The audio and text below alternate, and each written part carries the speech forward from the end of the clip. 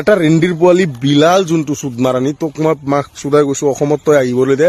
আৰু তোক কাটি কাটি শেষ কৰি দিম আৰু তই বাদ দে এটা কথা বাদ দে তই অসম চসম বাদ দে তই কেৰালাত এতিয়া শান্তি পা না নাই সেইটো কো মই কৈ আছো তই এতিয়া তোক কেৰালাও শান্তি নাপা আৰু মই কৈছো তোক কেৰালাৰ পৰা উঠাই অনা হ'ব কেৰালাৰ পৰা উঠাই আনি চুদ মাৰানি বিলাল তোক অসমত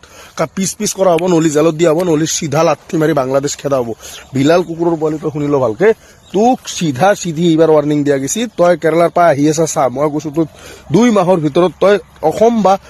যিকোনো তই হয়তো জেলত যাব লাগিব 2 মাহৰ ভিতৰত যদি বিলাল জেলত যোৱা নাই পিছত মোক ক'ব যে বিলাল জেলত যোৱা নাই বিলাল কিন্তু জেললৈ যাই আছে মই কৈছো চুদমানি মিয়াৰ পোৱালি বিলাল যোনটো মুইনাক চুদা মিয়াৰ হেৰি তই এই মাইৰাক চুদাটোক মই কেতিয়া মকচুদে কি বেয়া কৈ মই কৈছো মই কৈছো তাক সন্মুখত পালে না তাক মই ডাইৰেক্ট কাটি দিলো হয় বা তাক মই কিবা কৰি দিলো হয় মা কচম কৈছো কিন্তু বিলাল যোনটো কুকুৰ পোৱালি ৰেণ্ডিৰ পোৱালি বিলাল বক্সাৰ নাকি চুদ মাৰানি তোৰ বক্সিং মই ফাটাই দিম আৰু মই কৈছো বিলাল চুদ মাৰানি তই শুনিলো তই এইবাৰ জেলত যোৱাটো ফাইনাল নহ'লে চিধা চিধি বাংলাদেশ খেদাটো ফাইনাল আৰু ই আমাৰ প্ৰধানমন্ত্ৰীৰ ওপৰত কি বেয়াকৈ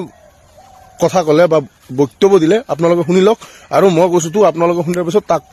আপোনালোকৰো চিঙি দিব মন যাব মই কৈছো আপোনালোকৰো চিঙি দিবা মন যাব বিলাল ৰেণ্ডিৰ পোৱালি যোনটো বাংলাদেশী হয় ভিডিঅ'টো চাই লওক আৰু মিয়াৰ বাচ্চা ই নরেন্দ্র মোদীয়ে 12 দেশ গিয়া খসমা ফুরিন লিয়া কিভাবে এশ করে দেখো ভাই হল নাবালিক ছোট ছোট বাচ্চাইন লিয়া এশ মস্তি করে আমরা দেশের নরেন্দ্র মোদী প্রধানমন্ত্রী ভিডিওটা শেয়ার মারি দে ও বুঝাইলাম গিয়া নরেন্দ্র মোদী তার বউ কিতা লাগি ছাড়ি দিছে তার বউর মধ্যে মজা পাইছে না ও 12 দেশ গিয়া খসমা নাবালিক বাচ্চাইন তোরে মানে কি খরিয়া মজা পাইছে